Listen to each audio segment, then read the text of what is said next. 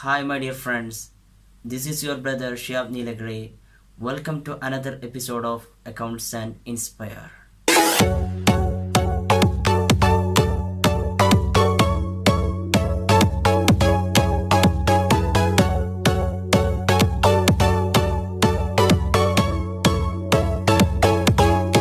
Hi, my dear friends. Where did we stop last video? Financial statement of non-profit organization. Yes, financial statement or final account include receipt and payments account, income and expenditure account, and balance sheet. In this video, we are going to discuss about receipt and payments account. Yes, my dear students, receipt and payments account is a summary of cash and bank transaction of non-profit organization. Here it is very clear we can write only cash related transactions. Then it should prepare at the end of each financial year.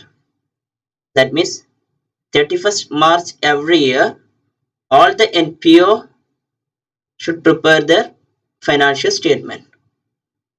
Then here real account nature is following. We know that personal account, real account, nominal account, and this is a traditional approach. What is the rule of real account? Debit what comes in and credit what goes out, isn't it? Already we discussed that this is a cash base of accounting. It starts with or begins with the opening balances of cash and bank and end with the closing balances of cash and bank. All cash receipts are shown on the debit side and all cash payments are shown on the credit side of this account. All cash received, all cash payments, whether of capital or revenue nature, will be recorded. We will do the separate video what is capital nature and revenue nature. Then we are recording only cash related transaction. So they may relate to current year or the previous year or the subsequent year. What is subsequent year? Next year. It means that irrespective of the period for which the amount is received or paid, it is recorded if cash is received or paid during the year.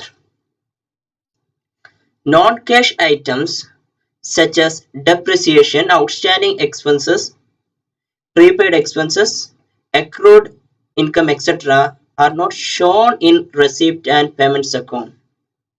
What is depreciation? You have learned in your 11th standard. It will affect on fixed asset.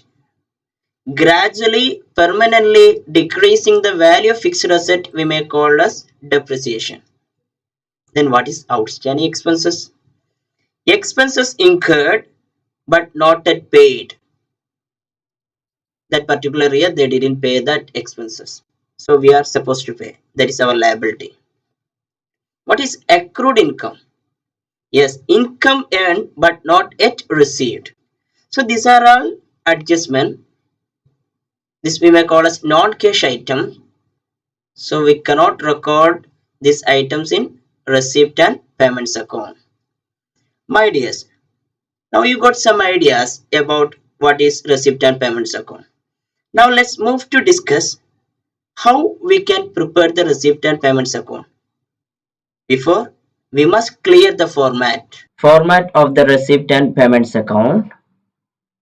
My dears, here we are not going to discuss each and every items in detail. We will discuss problem solving time. We will discuss every items deeply. Okay.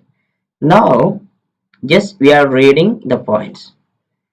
It has two side, debit side and credit side, and we need to write the title, receipt and payments account for the year ended 31st March year we have to write.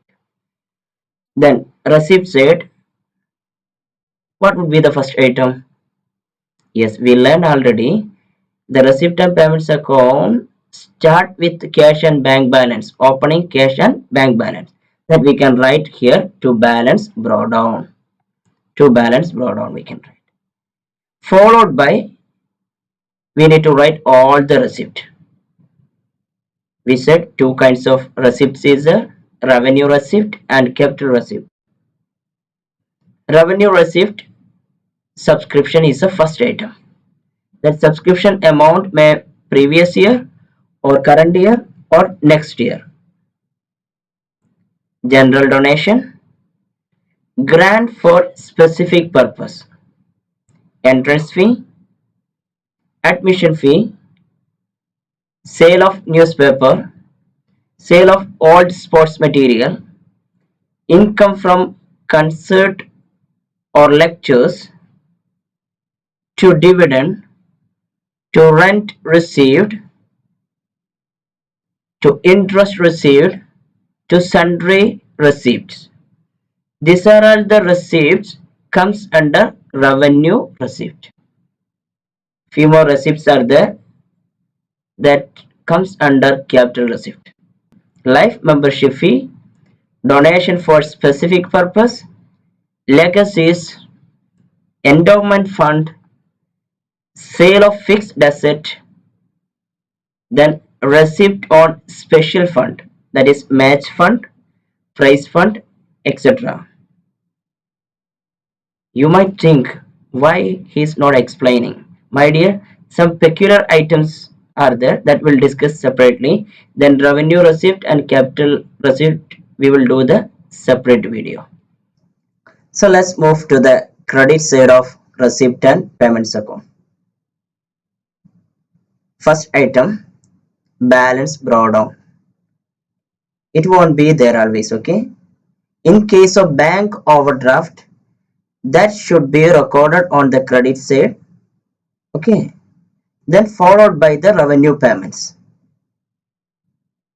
Some of the revenue payments as given: salaries, rent, postage expenses, advertisement expenses, newspaper and magazine, repairs, audit fees, maintenance expenses, insurance, upkeep of grounds,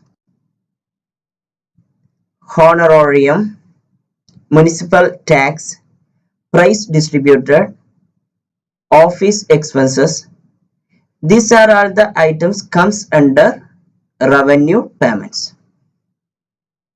Then some of other items are there that will belongs to capital payments: purchase of fixed asset, by sports equipment, by investment, by books, that means purchase of books, loan repayment, by building.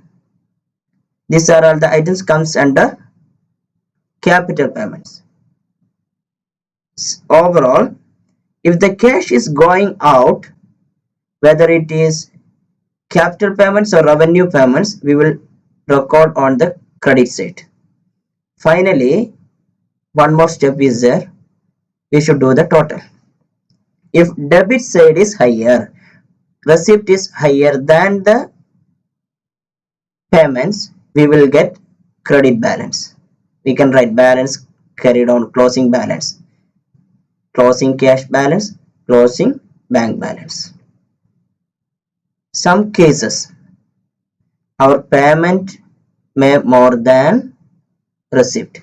In such cases, we should write the balance in the debit side, balance carried on, bracket, we can mention bank overdraft. My dear friends, it's a time for wind up.